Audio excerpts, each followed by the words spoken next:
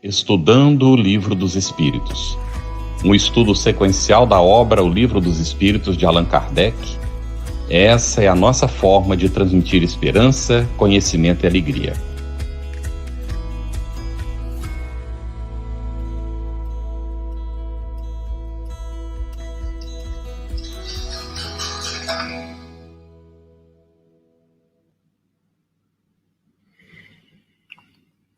Olá, nossa saudação fraterna a você que nos acompanha nesse Estudando o Livro dos Espíritos. Hoje nós vamos estudar os itens 1 a 5 deste livro magnífico, que foi o primeiro codificado por Allan Kardec. Cris?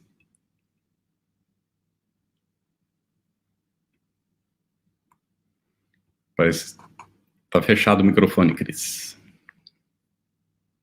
Eu esqueci, desculpa. A gente está dando as boas-vindas aí a todos os internautas que nos acompanham e queremos de imediato nos referir a Eugênia Canto, né?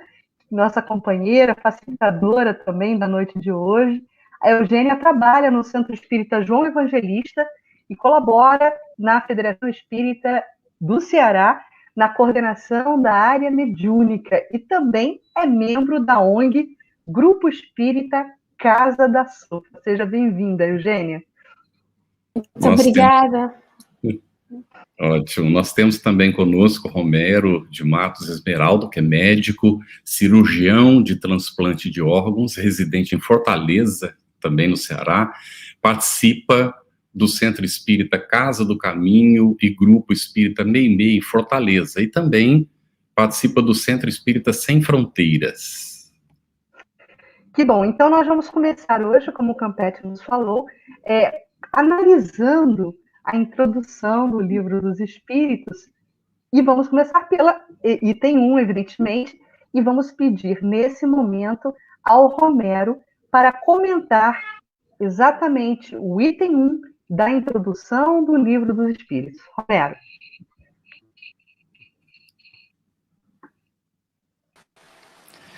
Boa noite a todos, boa noite Carlos e Cris, Eugênia, prazer estar novamente aqui. Nesse primeiro item, Kardec procura definir novos termos para designar coisas novas. Então, na época, os termos antigos, espiritualismo, espiritual, estavam em voga, e Kardec diz, eles mantêm a mesma acepção que tinham antes, porque todo aquele que acredita que existe alguma coisa além da matéria é espiritualista. Mas o espiritismo tem alguma coisa diferente. O espiritismo acredita na reencarnação, você pode voltar a viver novamente em outro corpo, e acredita que os mortos se comunicam, as almas dos mortos se comunicam com os vivos, o que nem toda doutrina espiritualista aceita. Então a diferença é esta. Então a doutrina espírita, os seus adeptos são chamados de espíritas, e o Livro dos Espíritos contém a doutrina espírita. Muito bem, Romero. Agora, nós, no item 2, já Kardec continua com essas definições, não é? Atento a não deixar margem a interpretações equivocadas. E então, ele, no item 2, ele vai tratar da questão da alma. E nós perguntamos a Eugênia, por gentileza, o conceito da palavra alma, que está logo aí no início, não é, do Livro dos Espíritos.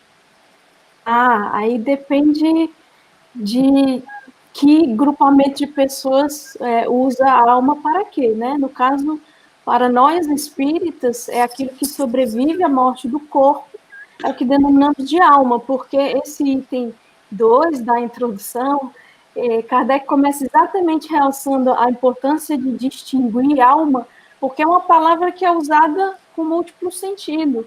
Há aquele que usa a alma num sentido muito específico, daquilo que anima algo, há aquele que usa a palavra alma para dar a ideia de que há a sobrevivência após a morte do corpo, mas não num sentido individual, particularizado, e sim algo que emana do grande todo e quando o corpo perece, se dilui nesse todo, algo mais panteísta, né? Mas para nós espíritas, o termo alma, né? E é isso que Kardec faz em todo o item 2, é dizer dessas três acepções e dizer que para nós espíritas, e essa é a acepção mais comum, é aquilo que sobrevive à morte do corpo, tendo a percepção de si mesmo, conservando a individualidade, né? É bom, Eugênia, a partir da sua explicação, né, a gente conseguir perceber a magnitude do nosso codificador, né? E aí eu gostaria de saber do Romero essa questão que me parece assim, que mostra a grandiosidade de Allan Kardec, porque ele se preocupa na introdução do livro, né, a trazer um aprofundamento desse conceito. Romero, por que Kardec faz questão de aprofundar o conceito da palavra alma logo no início do Livro dos Espíritos? Bom, um dos fatores é porque a alma, com esse sentido que ela tem, muitos deles, é uma das palavras, dos seres mais importantes para qualquer doutrina espiritualista, qualquer sentido. Né?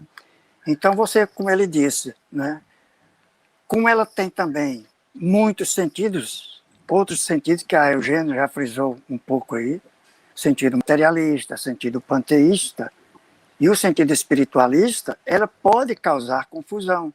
E o objetivo principal é dirimir essas dúvidas, dizendo que cada um tem a sua acepção própria, inclusive chegando a afirmar que aquele conceito inicial de que a alma, no sentido materialista, é o princípio da vida material orgânica que desaparece depois da morte e que retorna para um todo, esse sentido materialista pode ser encontrado até nas doutrinas espiritualistas. E o próprio espiritualismo, às vezes, engloba o panteísmo, e é importante fazer essa diferença. Só para citar um exemplo da doutrina espiritualista que concebe também um conceito de alma no sentido material, nós vemos que no livro do Gênesis, capítulo 9, versículos 4 e 5, ele considera que o sangue representa a vida e a alma, e que pedirá conta do sangue de cada um de vós. Eu pedirei contas a todos os animais e ao homem, e aos homens entre si eu pedirei contas da alma do homem. A alma no sentido de sangue. Então, seria o sentido materialista com o princípio da vida material e orgânica, independente do ser que possa ter uma vida independente ou não, mas poderia encontrar isso, e nós vamos ver depois que o próprio espiritismo pode ter um sentido, pode ter sentido, quando nós tratamos de princípio vital. Né? Então, nós vemos que são questões de palavras, mas que precisam ter o seu conceito bem definido. E principalmente a alma no sentido que o espiritismo lhe atribui. Muito bom, Romero. E ainda, aí, procurando aprofundar mais os conceitos, Eugênia, Kardec vai tratar do princípio vital, não é? O que ele considera o princípio vital? Na realidade, ele vai tratar do princípio vital por quê? E aqui a gente faz uma observação assaz importante, bastante importante, para todos que conectam conosco. É muito importante ler antes, né? Porque aqui no programa a gente não tem tempo de ler tudo. E cada item desses é substancioso. E esse segundo item, ele é bem grande. Por que ele fala de princípio vital? Ele está falando de alma, aí de repente ele fala de princípio vital? Não, é porque ele introduz o assunto dizendo é preciso fixar o termo alma, porque há quem pense que a alma é o que anima a matéria. Há quem pense que a alma é aquilo que vem do grande todo, volta para o grande todo, a ideia panteísta. E a ideia mais geral, que é a que nós vamos adotar, que a alma é aquilo que sobrevive à morte do corpo. Nesse sentido, o termo para animar a matéria, precisa ser designado no que vai ser estudado pelo Espiritismo. E a designação que se dá é princípio vital. O princípio vital é aquilo que, unido à matéria, a vitaliza ou a anima, que dá vida aos corpos orgânicos. Do contrário, não existiria vida, seria matéria inerte. Então, na realidade, bem sucintamente, é isso que é o princípio vital. É o termo utilizado no Espiritismo para aquilo que alguns chamam de alma, né? E Kardec faz bem essa distinção, a fim de não gerar confusão, né? Cris, adorei. Didático, bem claro, ótimo. É isso. Uhum. Muito bom. A gente está separando o joio do trigo aqui para favorecer o entendimento, né, Campete? Ótimo. Então, agora uma outra situação de dirimirmos dúvidas. Romero, qual a diferença entre princípio vital e fluido vital? Muito bem, muito importante a pergunta. E eu gostaria só de relembrar, eu reforçar aquilo que a Eugênia disse, que esse agente chamado princípio vital, sem estar unido à matéria orgânica, não é vida, né? E que ela reside no fluido cósmico universal, que é um fluido que está espalhado universalmente, né? E que está só esperando para se unir à matéria orgânica para lhe dar a vida. Então, ela se torna fluido vital depois que o princípio vital é assimilado pelo organismo. Então, o princípio vital transforma-se no fluido vital pela ação dos órgãos. Vamos citar um exemplo simbólico. Vamos supor que o indivíduo está programado para nascer e vai viver 78 anos. E Deus, o divino médico, lhe prescreve um medicamento. No frasco tem um rótulo que está escrito fluido universal. Aí tem uma bula onde se lê princípio ativo, princípio vital, QSP, 78 anos. Princípio vital, quantidade suficiente para 78 anos. Né? Que legal isso. Pois é. Modo de ação. Após absorvido pelo organismo, o fluido universal, devido ao seu princípio ativo e impregnando os órgãos, transforma-se em fluido vital, que dará ao organismo a vitalidade e atividade características. Importante, aviso importante, esse fluido dá a vida a todos aqueles que o absorvem e assimilam. Óbvio que qualquer medicamento só faz efeito se você tomar e absorver. Se ficar guardado, permanece inativo. Modo de usar. Tomar 5 gotas por dia durante 78 anos. Não tem efeitos colaterais e quem o toma fica cheio de vida, com muita disposição. Aviso importante também. O uso excessivo pode induzir ao hábito e terminar antes do prazo prescrito. Se você tomar 10 a 15 gotas por dia, o frasco esvaziará antes dos 78 anos. Né? Então, Muito nós podemos, bom, se eu puder me estender mais, eu poderia dizer que quando ele transforma o fluido vital pela ação dos órgãos, porque o princípio vital, ele dá vida ao órgão, mas o órgão o mantém e o desenvolve. O que é desenvolver? É transformar em outra coisa mais complexa, pela ação dos órgãos. E nós sabemos que nosso organismo, tomando como exemplo o homem, tem diversas funções. Então, você pode, os órgãos produtores do sangue produzem um fluido vital muito importante, que é o sangue. É a forma mais grosseira, mais palpável do fluido vital. Eu acho que ninguém reprovaria se eu dissesse que o sangue é um fluido vital, porque ele tem todos os componentes essenciais para manter a vida, inclusive dar a vida a outra pessoa através da transfusão. Então, resumindo, o fluido vital é o princípio vital transformado pelos órgãos. Aqui muito bom. Pois eu queria, se puder me estender, nós estamos tratando aqui, com muita simplicidade, de uma maneira muito simples e clareza, de um assunto da maior importância científica, que é a origem da vida. Isso. Então, Franklin Harold, que é um biologista que estuda a origem da vida, ele publicou em 1995 um trabalho em que ele diz que a origem da vida é o mistério mais profundo em biologia, a despeito de todas as pesquisas dos investigadores em bioquímica pré-biótica, permanece completamente além de nossa compreensão. Este pode ser o problema mais fundamental em biologia e permanece grandemente sem solução. E nós já conhecemos esse mistério de uma maneira simples, pela revelação superior, né? Porque, como nós somos simples e ignorantes, Deus nos deu essa revelação. Agora, cabe aos sábios e prudentes, aos cientistas, com todo o respeito que eles merecem, quebrarem a cabeça para provar como surgiu a vida sem a intervenção divina.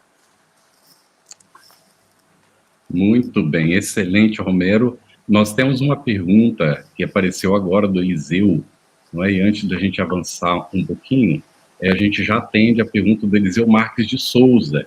Ele perguntou aqui, sendo o fluido vital uma porção doada por Deus, poderíamos nós doarmos alguma quantidade a um amigo enfermo?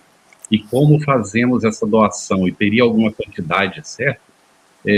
Então, nós vamos aprofundar esse assunto, né? Até ia comentar isso, que a gente vai voltar aqui, o Livro dos Espíritos, por enquanto é só introdução, nós voltaremos ao assunto, mas comenta bem brevemente aí pra gente, Romero, essa questão da doação do fluido. Porque você disse que se a gente usar muito e mal, a gente gasta antes, mas a gente pode doar e isso aí não gasta, não é? Como é que fica? Exatamente. No Espiritismo, e em outras religiões também espiritualistas que eu tenho visto, existe a doação fluídica através do passe. Geralmente é uma doação que é misturada com fluidos espirituais, você pode conseguir restabelecer uma pessoa, não de uma maneira instantânea, mas você pode dar harmonia, pode harmonizar, pode fazê-lo sentir melhor e retirar muitos dos problemas que às vezes a pessoa sente, né? Esse fluido é reposto. Se a gente gastar muito, os espíritos repõem, mas o fato de eu ter dito 5 gotas por dia, isso não quer dizer que você só vai tomar isso ou que você tem uma quantidade fixa. Não, você está absorvendo continuamente pela respiração, através dos poros perispirituais, através do alimento, que também tem fluido cósmico universal, de todas as maneiras. Então você doa. Então você não gasta esses fluidos. Como é que pode acabar antes do tempo? Se você tomar demais, você pode gostar da vida que você está levando. Você pode ser cheio de vida e querer gozar a vida com toda a irresponsabilidade, comendo, bebendo, dedicando-se à droga, seus órgãos vão falhar. E os órgãos, depois de algum tempo, eles não vão mais poder manter a função do fluido vital. Então você termina a vida antes dos seus 78 anos. É dessa maneira. Mas, de uma maneira geral, a transfusão é sadia. No magnetismo se faz isso, magnetismo ainda se pratica, e no espiritismo, o passe espírita faz a doação. Muito bem. O Ricardo Mendes, ele perguntou se teria possibilidade desse texto sobre o remédio citado, né, que é uma simbologia, naturalmente, que o Romero utilizou, e depois a gente vai ter, não é, a gente pediu para o Romero para escrever para a gente essa ideia, que foi muito interessante, muito didática, para explicar o funcionamento, não é? Mas bem entendido que é um símbolo, viu, Ricardo? E aqui, para ti agora, Eugênia, olha, logo depois de falar sobre o princípio vital e o fluido vital, gente, nós voltaremos a isso, viu? Esses dois assuntos, princípio vital e fluido vital, merece aprofundamento. Nós estamos na introdução, calma lá. Então, Eugênia, Kardec faz logo em seguida um resumo interessante sobre os seres orgânicos. Você poderia comentar sobre isso, assim, para a gente, por gentileza? Sim, na realidade, e complementando também isso que você fala, Campete, o pessoal que está curioso, lá no 4º capítulo da primeira parte, é só sobre o princípio vital, então, calma lá, fica com a gente, né? Até fica aqui acompanhando o programa. Kardec vai dizer que a vida material orgânica ela é comum a vários seres, não é? E que a inteligência e o pensamento já nem todos. Então, a vida orgânica, material, ela é comum, por exemplo, a plantas, a animais e a nós. Mas o pensamento e a inteligência somente aos animais e aos seres humanos. E aos seres humanos, tem também, nós seres humanos, uma outra característica que distingue das outras duas classes, vamos dizer assim, né? Que é a faculdade de criar, de reconhecer-se, de reconhecer potencialidades futuras, de reconhecer Deus, o Criador, né? Então, tudo isso compõe nós, seres humanos, mas que o princípio da vida está tanto em planta quanto em animais e humanos. Muito bom. E já estamos nos encaminhando para o item 3 da introdução, e eu vou provocar de novo o Romero. Romero, Kardec, nesse item 3, né, ele acaba se dirigindo a um público-alvo muito específico. A quem Kardec afirma dirigir-se com a obra O Livro dos Espíritos, e por quê? Ele se dirige de uma maneira fabulosa em tudo que ele faz, mas como toda doutrina nova, tem aqueles que o seguem, tem aqueles que se opõem. Então ele procura responder aos opositores da doutrina, mas não tem a pretensão de querer convencer a todos. Então ele se dirige especialmente àqueles que não têm ideia preconcebida, àqueles que têm boa fé, e especialmente àqueles que desejam se instruir. E vai mais um pouco mais além, porque ele demonstra que a maior parte das objeções feitas pelos opositores resultam de uma observação incompleta dos fatos observados e de juízos imperfeitos e superficiais. Então, ele realmente se procura se endereçar especialmente a essas pessoas. Muito bom. Olha, o Carlos ele está voltando daqui a pouquinho. Eu e ele hoje, estamos nos alternando na ausência de fluido vital de internet aqui para ficar com vocês. Mas já o Carlos volta, ele está já se reconectando. E aí, Romero, enquanto ele não volta, só para a gente sublinhar isso, né? Porque talvez essa recomendação seja sempre valiosa. O Livro dos Espíritos, ele é lançado concomitante com o lançamento da Revista Espírita, que Kardec, a partir do que você pontuou na sua resposta, também se utilizava como grande comunicador que era também, né, além de um grande homem de ciência, era um exímio comunicador. E ele tinha na Revista Espírita, né, Eugênio Romero, como um veículo laboratório exatamente para poder estabelecer esse diálogo com os seguidores, né? Aprofundando questões, criando esse canal de interlocução, mas também como um canal de debate com os detratores, com aqueles que perseguiam o espiritismo, né? E é por isso que a gente recomenda, não é, Romero, a leitura da Revista Espírita, que infelizmente é muito pouco acessada, né? Em comparação com as obras básicas, né? Mas então, aguardando ainda o Carlos, eu vou jogar... Ah, Carlos voltou. Estava te esperando para jogar a pergunta para a Eugênia, Carlos. Pode passar a pergunta para a Eugênia, que eu tenho que abrir o roteiro de novo. Pode passar. Tá bom. Então, Eugênia, a gente vai te perguntar o seguinte. Nesse item 3, na introdução, né, item 3, o que Kardec comenta, né, sobre... Aliás, essa pergunta continua sendo para o Romero. Depois a gente joga, Carlos, depois você joga a próxima pergunta para a Eugênia. O que Kardec comenta sobre os fenômenos iniciais que chamaram a atenção da sociedade em meados do século XIX? Bom, ele começa discorrendo sobre as mesas girantes, né? Acompanhadas às vezes de ruídos incomuns, de pancadas sem nenhuma causa aparente, né? E de início, esses fenômenos só encontraram incredulidade, mas à medida que elas se multiplicaram e se generalizaram, não havia mais dúvida de que elas se moviam. Restava saber o que é que estava causando esse movimento.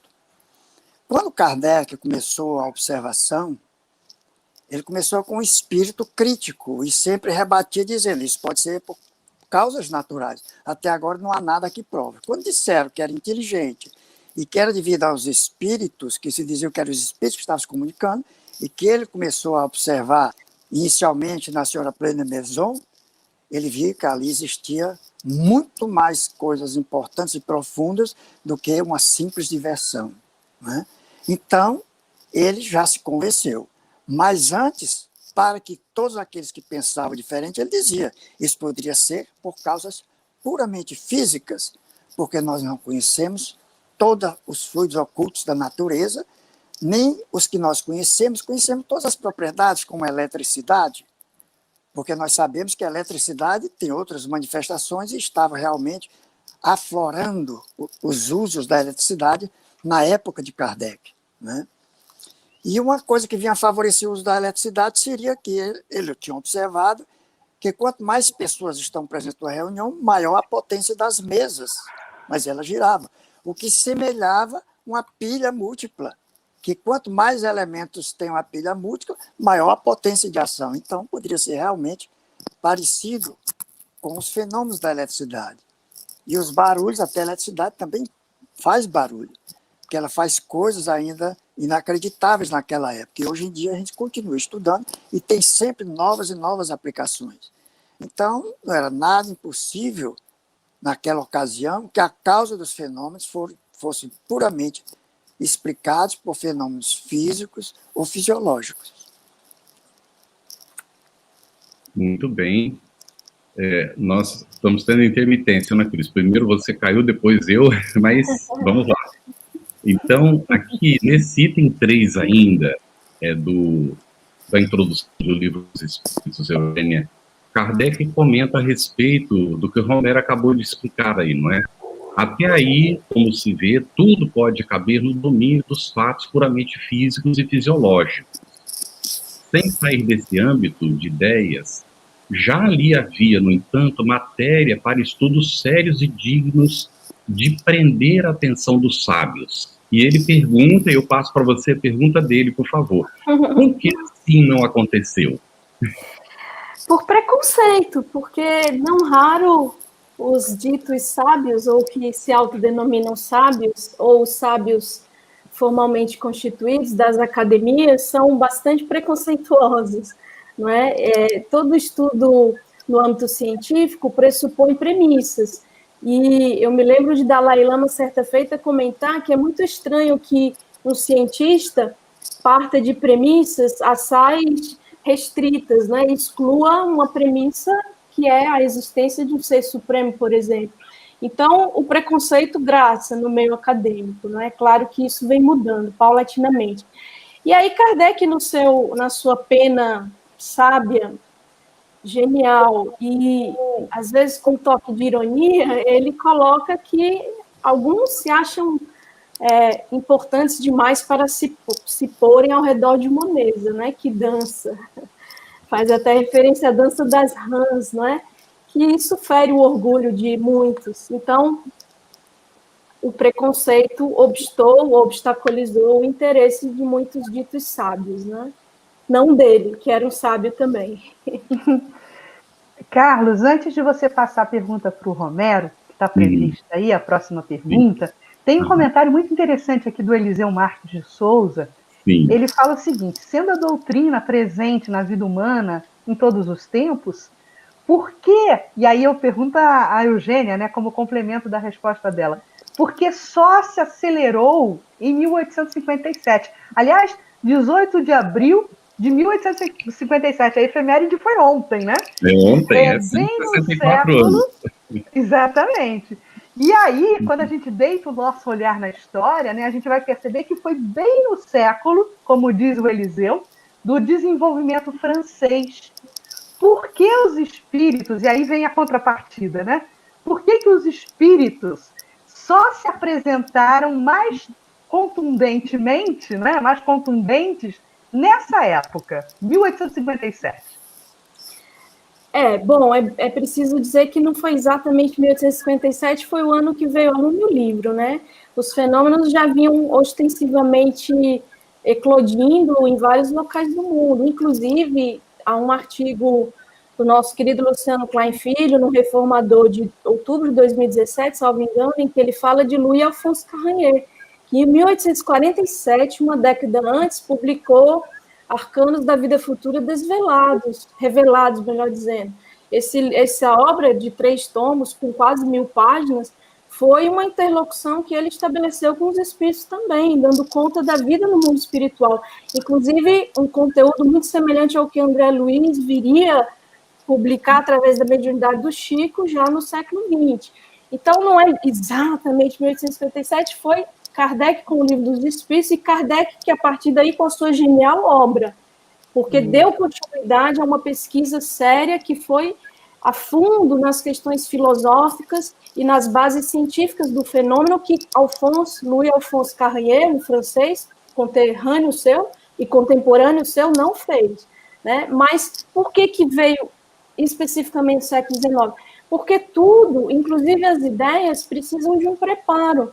Se a ideia ela é muito vanguarda para uma época e vem de forma prematura, sem os elementos sociais, científicos, sem as cabeças pensantes que podem debruçar-se sobre ela a fim de desenvolver o pensamento e ali estabelecer o fundamento, elas perecem, elas morrem. É como lançá-las em solo árido, em solo que não tem profundidade para absorvê-las e elas assim crescerem e futuramente frutificarem, frutecerem. Então, tudo tem o seu tempo em a natureza.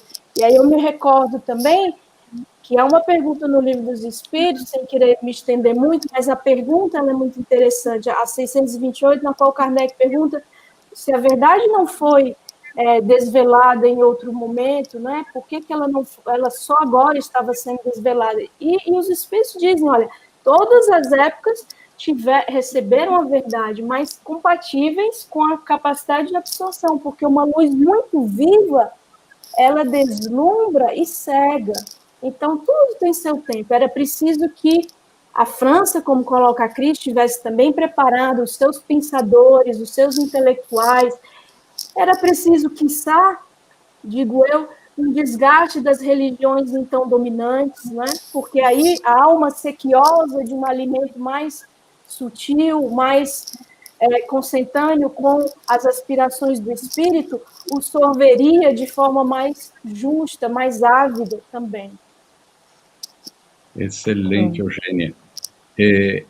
Olha o que a gente percebe, né? Foi preciso haver um amadurecimento das ideias, uma preparação. Kardec conta isso que a Eugênia colocou, não é? Que se o espiritismo tivesse surgido antes, como a Eugênia disse, poderia ter sido abortada a ideia. Veja o que aconteceu em 1500, quando surge a Reforma, que já era aquela revolução no pensamento religioso, não é? Aquela tentativa de mudança, em que Lutero vai apresentar aqueles princípios e ali vai dar uma abertura para a vinda do Consolador, porque até então a Bíblia estava restrita aos padres. Eles só que interpretavam, não havia nem traduções, tinha que ler em latim, e eles eram preparados justamente para poder ler em latim. Aí Lutero vai fazer uma coisa que foi uma importantíssima para a preparação da vinda do Espiritismo. Traduziu para o alemão a Bíblia. E a partir dali, então, começam as traduções para os outros idiomas, abrindo a era da possibilidade do livre interpretar, que era fundamental para que viesse o Espiritismo. Então, é isso aí, Eugênia, sem amadurecimento no momento próprio, e o próprio Kardec mesmo, ele vai comentar que os espíritos alertam para ele, colocar as ideias, esperar o amadurecimento para depois apresentar as outras, senão não haveria como as pessoas absorverem. Era preciso vencer muito preconceito. E nós nos acomodamos, né? Nós normalmente nos acomodamos no nosso status quo e resistimos ao novo. Até hoje continua acontecendo, apesar de tudo, né, desse avanço da tecnologia, ainda temos essas dificuldades. Mas, Romero, dentro disso, inclusive, à época, a ciência tinha estabelecido um critério que era para que alguma coisa fosse considerada comprovada, que pudesse ser repetida o mesmo resultado nas experiências, não é, em laboratório ou nas circunstâncias que a ciência estabelecia.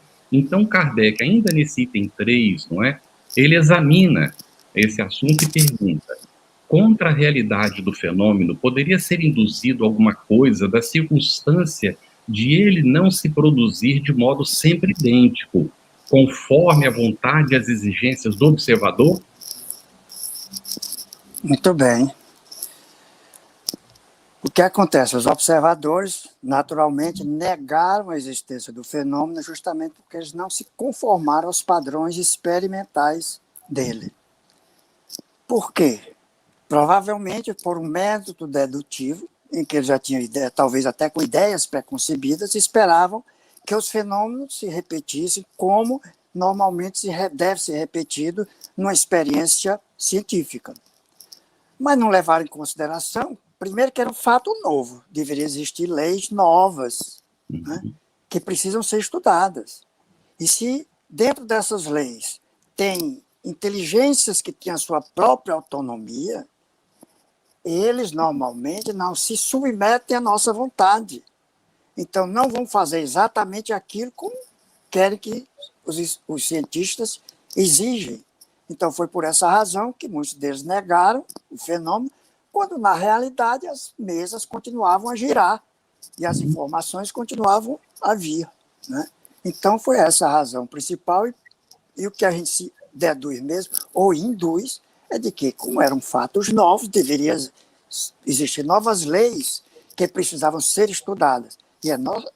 Não era somente ser estudadas superficialmente, tinha que ser de uma observação demorada e cuidadosa e perseverante. E foi isso que Allan Kardec fez. Muito bom, Romero. Olha, agora a pergunta para a Eugênia. Como a neutralidade é algo difícil de ser alcançado e sempre tem os arautos da desconfiança, né? A gente sempre tem os do contra, né?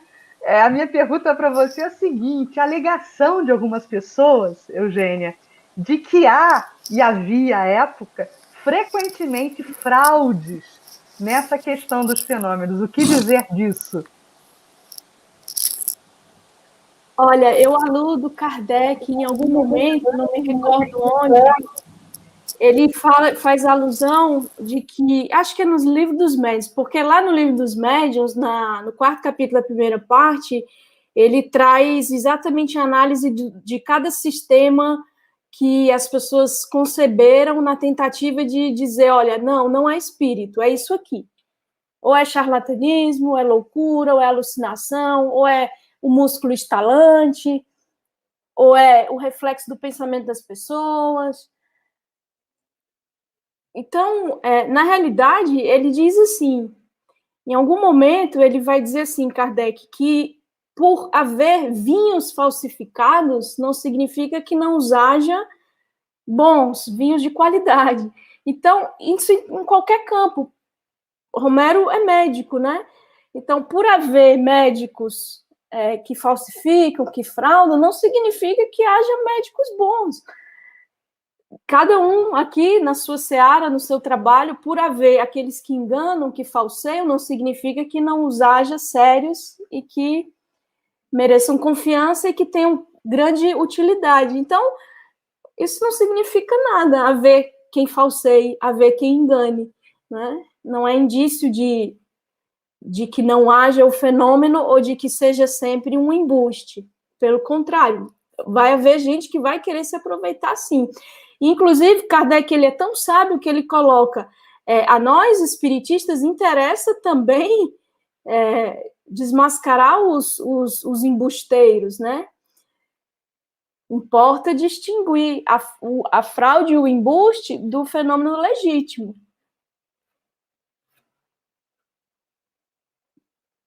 Microfone fechado, Carlos. Muito bem, Eugênia, excelente, não é? E Kardec, ele teve realmente esse cuidado de dizer, e as pessoas às vezes colocavam como afirmativa do Espiritismo justamente o contrário do que ele falava na época, não é? E, Romero, Aqui apareceu uma pergunta de Ideuci Maria de Andrade, vamos ver se a gente consegue entender a proposta. Ela diz assim, sempre tive dificuldade em acreditar, não é? Não sei se seria na Bíblia, ela diz assim, a Bíblia ficou sob o domínio da igreja, que era quem definia tudo, não é? Inclusive matava em nome, não é, da religião. E então ela diz assim, se nós poderíamos pensar que, de fato, essas traduções foram realizadas sob a assistência dos espíritos superiores. As traduções, eu diria até a elaboração da Bíblia, né, ampliando tudo. Como é que a gente, vou traduzir, como é que a gente pode confiar na Bíblia tendo passado tudo o que aconteceu? Nós estamos falando, mais especificamente, do Antigo Testamento, não é isso? Uhum. E do Novo também depois, né? Ok. Do Antigo Testamento, nós temos que levar em consideração vários aspectos. A imposição das leis, que são divinas, a maioria delas, pelo menos 10 mandamentos, veio por inspiração divina para Moisés e para os seguidores. E Moisés, para controlar aqueles seres, aqueles espíritos, sejam encarnados realmente, dos hebreus ainda muito rebeldes, que vinham da escravidão, adoradores de muitos deuses, que realmente impor a doutrina monoteísta e impôs leis muito severas e muito adequadas para aquelas pessoas na época. Leis de higiene, leis de como processar a adoração, os levitas, o sacerdotismo e todas as outras formas, e principalmente uma lei que era considerada perfeita na época, a lei de Talião, a lei de olho por olho, dente por dente, que na realidade era uma forma de justiça mais abrandada.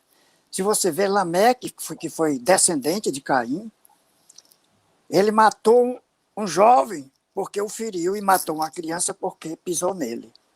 E ele disse, mulheres de Lameque, foi o primeiro polígamo da história, teve 2 mulheres. Mulheres de Lameque, se Caim for vingado 7 vezes, Lameque será vingado 70 vezes 7. Quer dizer, ele teve um exagero na sua vingança, mas ele achava que era mais compensador a dele, porque ele estava se vingando de uma injustiça feita a ele, considerada. Enquanto que Caim matou Abel por inveja. Então, é esse sentido. Então, para evitar a vingança de uma forma mais intensa, eles fizeram essa lei de Talião e que a punição é adequada à gravidade da lesão, à gravidade da falta, né? Então, isso é um ponto. O outro mais importante, que a gente dizer que é inspirado, você tem que ver quem eram os profetas, quem foram os profetas que traduziram a mensagem divina. Eram grandes homens, respeitáveis, mas nós sabemos que pela mediunidade, os médiuns, que são os profetas, eles muitas vezes intercalam as suas condições, o seu conhecimento, as suas tendências na comunicação, e às vezes inconscientemente. Eles interferem na comunicação que dizem Senhor, que vem do Cristo. E muitos deles alertavam por aqueles que dizem, eu sonhei, quando na verdade eles corriam e eu não estavam com eles. Quer dizer, Deus não estava com eles, eles estavam falseando, mistificando, né? Então a gente tem que ver que houve a inspiração divina, houve a parte importantíssima, que é a parte histórica do povo hebreu, que é belíssima, cheia de dificuldades, mas a parte divina foi traduzida por aqueles que mais zelavam por aquela lei, que eram os Hassidim, que depois se transformaram em fariseus e essênios. E eles acrescentaram outras coisas. Então, tem os seus defeitos, apesar de ter sido. Tem algumas partes que a gente pode identificar como divinas, a maioria delas é também de invenção humana, né? E no Novo Testamento, todos os evangelistas foram divinamente inspirados, mesmo aqueles que não conviveram com Cristo. Não foram apóstolos e que foram evangelistas, como Marcos e Lucas. Agora, que houve acréscimos, é inegável, porque mesmo os historiadores, aliás, os grandes adeptos, seguidores, discípulos primitivos, eles reclamavam, primeiro do estado dos evangelhos que estavam decadentes, e depois das muitas corrupções, acréscimos que se adicionaram. Isso antes ainda do Concílio de Nicéia. E depois do Concílio de Nicéia em diante, começou a haver acréscimos para justificar a grandiosidade, a opulência e os dogmas cristãos. Então, eles incorporaram. Existe o dogma da Santíssima Trindade, que foi iniciado no Concílio de Nicéia e depois em 381, no primeiro Concílio de Constantinopla, que existe firmado à parte no Evangelho e que o copista seguinte incorporou como fazendo parte do texto. Então, é verdade que houve acréscimos, mas o que nós temos que dissecar, o que nós temos que compreender é que a mensagem de Jesus está toda intacta nos evangelhos.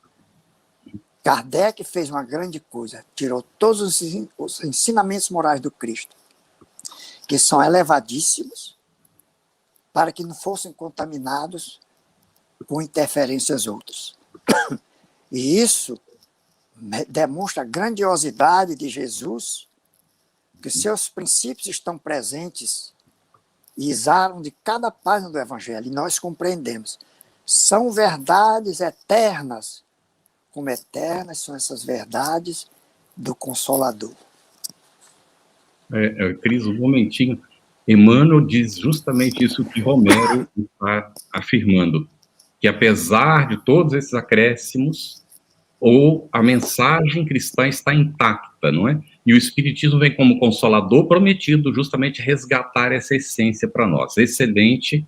Vamos lá, Cris, tem uma pergunta aí da Andréia Mena Barreto, né? Vou te roubar rapidinho, Eugênia, antes de você provocar a próxima pergunta para ela. Eu queria perguntar para você, Eugênia, o seguinte: a Andréia coloca aqui que tem uma dúvida. Se Kardec não era espírita, quer dizer, não se entrega à questão, né, do espiritismo, porque nos livros ele faz análise em cima do que os espíritos colocam, já que eram espíritos mais elevados, espíritos superiores, diz ela, creio eu, pois desvendavam a ele a verdade da vida. Então, essa sinergia aí de confiança, digamos assim, na própria obra, né, que se apresentava a ele naquele momento, se deu por isso, por esse lastro, e aí entra talvez uma expressão famosa e importante, se deu por conta da fé raciocinada, Eugênia?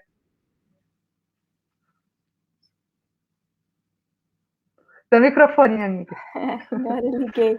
A pergunta da Andréia me faz, primeiro, pensar em uma distinção que precisa ser bem posta, é que o termo espírita surge com Kardec, né? Então, não faz sentido, assim, ele não era e ele se entrega aos fenômenos, assim, ele que cunha o termo, né? Então, de fato, ninguém era antes dele, porque ele que inventou o termo espírita, tá? Mas ele era cético até que ele foi chamado a observar as mesas, que é o que trata o próximo item da introdução, né? Até então eram fenômenos puramente de pancadas. Aparentemente as mesas só dançavam, corriam, né? Ele usa esse termo, corriam, é até impressionante, pulavam, mas da feita que a mesa passou a dar pancadas com uma intenção notória, passou a responder perguntas. Quando ele ouviu sobre isso, ele, cético que era, desconfiou. Era cético, mas não era preconceituoso e prevenido, no sentido de, não, isso não faz sentido para mim, eu não quero nada com isso. Ele ouviu de uma pessoa, um tanto exaltada, o seu Carlotti, que era corso, e diz, segundo ele, as pessoas, os corsos são, assim, exaltados, empolgados, então ele não deu muito crédito, apesar de conhecer ele há 25 anos. Mas quando ele ouviu do seu Patier, já na casa da senhora Roger, que o senhor Fortier havia convidado para ele presenciar, Esse homem, o seu Patier, um senhor ponderado, funcionário público, de uma fala mansa, serena. Aí, então, ele se sentiu convidado a observar, dada a seriedade do narrador, que lhe fala dos fenômenos. Né? Então, ele se sente convidado, estimulado, seduzido a observar e vai observar. E quando ele vai observar, ele entrevê algo muito sério. E aí ele começa a investigar. E, claro, nem todos os espíritos que se apresentavam sempre ou de pronto eram espíritos de escola, espíritos superiores. Ele também foi aprendendo a distinguir. Mas esse intercâmbio que ele insetou de forma assídua, como bem destacou Romero no primeiro encontro nosso, semana passada, né, que ele participava assiduamente das reuniões na casa da família Bodin, das médiums, das irmãs Bodin. Isso ao longo de um ano, aproximadamente. Ele levava as perguntas, então ele levava a sério, ele entreviu ali algo sério, como de fato é algo de extrema seriedade, porque os espíritos, né, responderem perguntas de alta filosofia, perguntas intrincadas, perguntas que Kardec fazia, já levava pronta muitas vezes.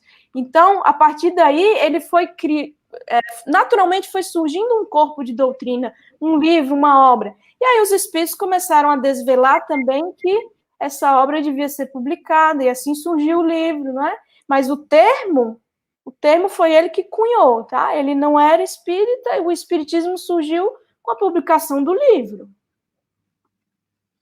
Muito bem. Aqui para o Romero, não é? Antes de passar adiante, há uma pergunta do Eliseu Marques. Ele fala, como podemos distinguir uma fraude hoje em relação à mediunidade? Estou resumindo a pergunta dele. Muito bem. Às vezes se torna difícil, mas você tem que pensar em várias coisas. Primeiro, o fraudador, desde a época de Kardec até agora, ele obtém vantagens financeiras para produzir aquilo, e esse é o mais claro. Isso é fraude, e quem faz a fraude é o médium, não é o espírito. Então, esses são os fraudadores. Segundo, para se reconhecer, você tem que ver a idoneidade moral do médium, a seriedade dele. Isso é um fator que ele condiz com a seriedade das respostas. Você analisa as respostas para saber se elas realmente estão conforme a razão, se não houve deturpação. Esse seria outro aspecto. Existem aqueles que você tem que examinar se não existe uma falsificação, não necessariamente dele, mas dos espíritos, né, que estão fascinando, né? Então, ele poderia se prestar a isso pela sua conduta moral, muitas vezes.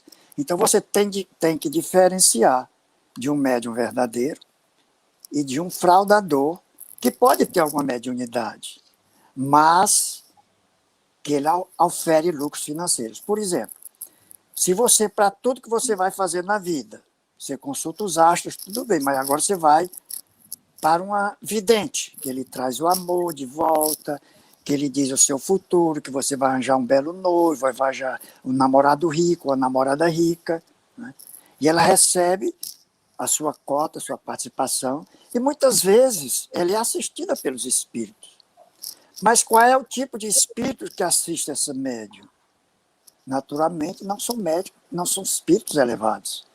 São espíritos de uma ordem inferior, que às vezes até com boa vontade querem ajudar, mas não têm competência, mas a maioria das vezes acompanham a moralidade daquele médium. Então, é fraude passível de ser detectada com facilidade nesses casos.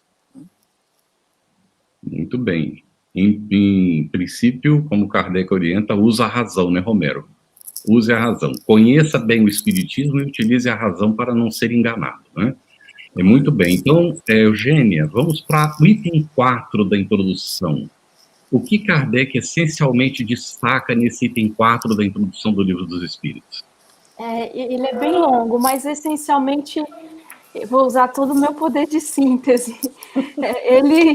Ele destaca que, da feita que, se o fenômeno tivesse ficado somente no âmbito das manifestações físicas, pancadas, movimentos, aí ainda assim era interessante observar e investigar, mas além disso, se desvelou a ação de algo inteligente. Então, importava saber que algo é esse, né? Porque, da feita que a mesa dá respostas a perguntas formuladas, traz conteúdos que denotam um pensamento, então é preciso saber de onde vem isso, né? E aí ele vai destacar exatamente também o processo que culminou com a definição da palavra médium, né? Porque inicialmente a mesa dava pancadas mediante convenção, uma pancada sim, duas pancadas não. Aí viu-se que isso era muito cansativo, até para a natureza das respostas mesmo. Já pensou você só fazer pergunta cuja resposta pode ser só sim ou não? Limita muito, né? E aí, depois foram se sofisticando os meios, né? A mesa, ela formava frases mediante um alfabeto posto e ela, então, apontava para as letras, para os caracteres, formando as frases, mas isso também muito cansativo, muito dispendioso do ponto de vista do tempo mesmo.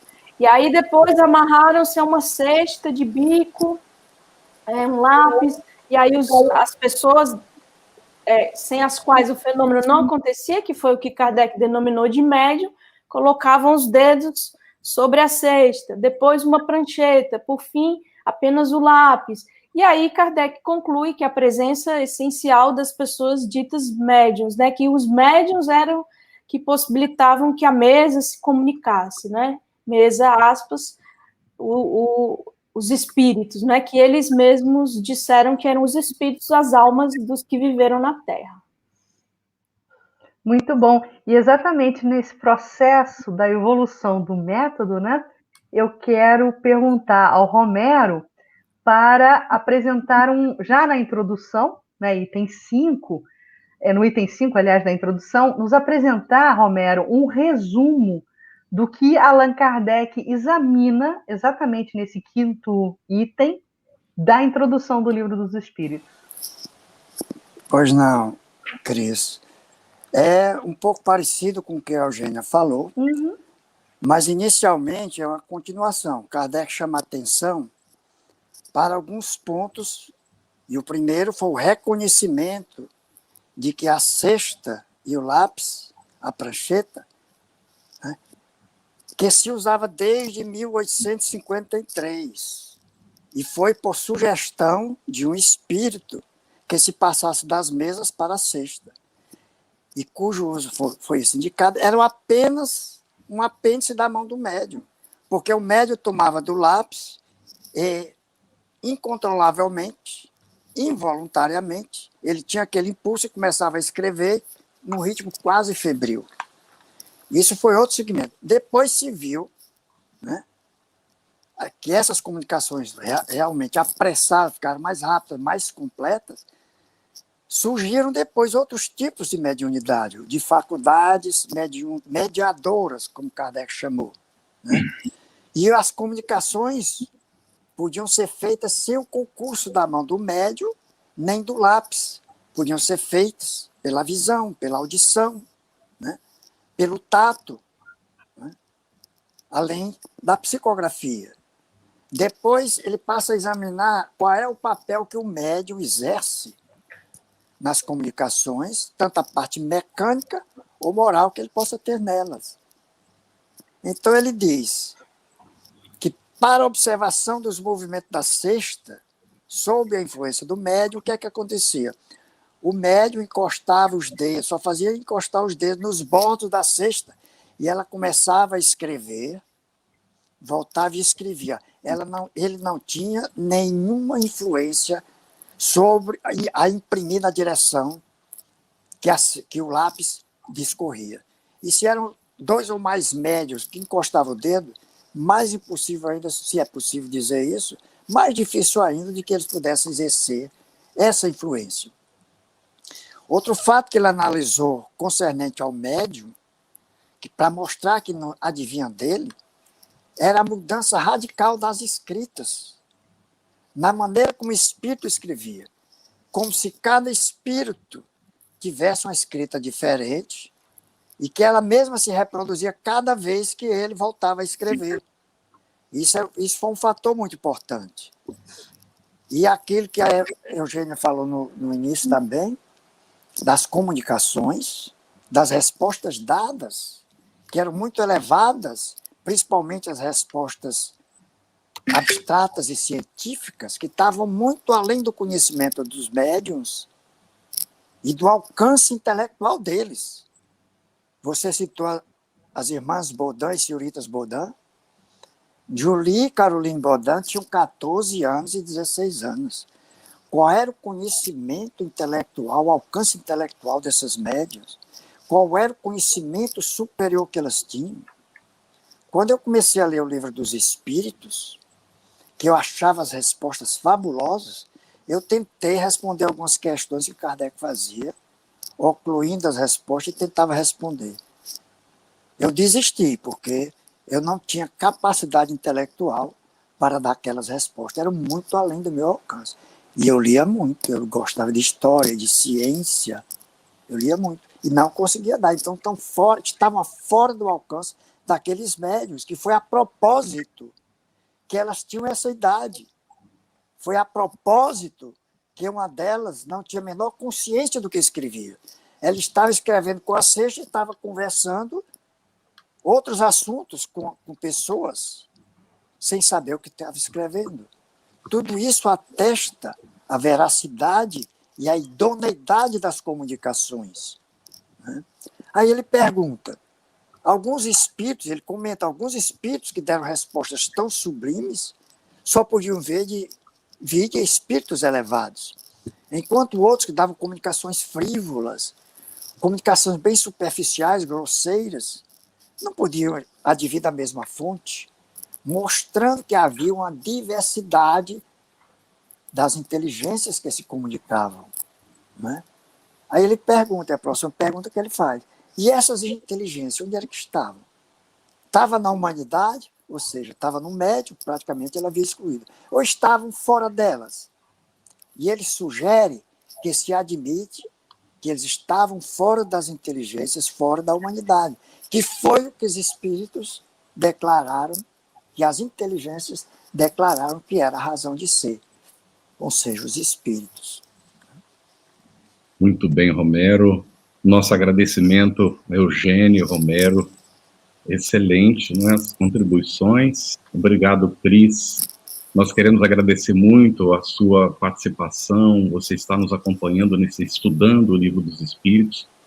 Nós queremos informar ao final do nosso estudo de hoje que as perguntas já começam a ser respondidas, aquelas que não podem ser atendidas aqui durante o nosso estudo, elas são publicadas lá no Telegram e também no site da FEB, na FEB TV, onde foi criado um local para este programa. Então, as perguntas já estão sendo colocadas, as perguntas que não foram atendidas hoje serão respondidas e publicadas lá no Telegram e no site. Então, é sempre assim mesmo, nós damos preferência às perguntas que estão relacionadas com o assunto, nem sempre dá tempo de responder nem essas, e aquelas que não estão relacionadas diretamente com o assunto, nós respondemos também, mas lá no site e lá no nosso Telegram, tá bem? No nosso grupo do Telegram. E aí nós ficamos, inclusive, com alguma pergunta hoje relacionada com os fluidos, mas nós esclarecemos que vamos voltar a esse assunto, porque nós estamos meramente na introdução, não é? Muito obrigado pela participação de todos, uma satisfação imensa estar com vocês aqui nestes momentos de estudo, e esperamos que continuem conosco, e que nos enviem também suas sugestões, se vocês têm algo, não é, a nos sugerir para melhorar aquilo que nós estamos fazendo. Muito obrigado. Despedidas breves, por favor, Cris. Eu quero só fazer duas lembranças, né, sobre a questão da dinâmica do nosso estudo, que o estudo também, Campete, está disponível, né, no podcast, né, do canal da FEB e no Spotify. E esses estudos semanais ficam gravados e disponíveis gratuitamente também. Então, pode divulgar para todo mundo para recuperar a matéria perdida, né, digamos assim. E se você tem dúvidas acerca do espiritismo ou gostaria de ficar atento à programação do nosso estudo, pode acessar o nosso Telegram, como o Campete já falou, me despedindo, agradecendo e dizendo que temos um encontro marcado até a próxima semana. Eugênia, por favor, suas despedidas breves. Até a próxima semana, né? Que todos possamos nos rever, ler brevemente, previamente também. Um abraço em Romero, em Carlos, em Cris e um agradecimento especial para aqueles que estão nos bastidores. Romero. Muito bem, Eugênia. Eu faço suas as minhas palavras, agradecendo a cooperação de todos, ao Carlos pela sua bondade, a Cris pelo seu charme, as perguntas que foram feitas, pela possibilidade de nós aprendermos conjuntamente sobre essa doutrina tão maravilhosa, que nós vamos compreender como ela é divinamente inspirada. Muito obrigado e até a próxima semana. Saudações fraternas a todos, até a semana que vem. Estudando o Livro dos Espíritos. Um estudo sequencial da obra O Livro dos Espíritos de Allan Kardec. Essa é a nossa forma de transmitir esperança, conhecimento e alegria.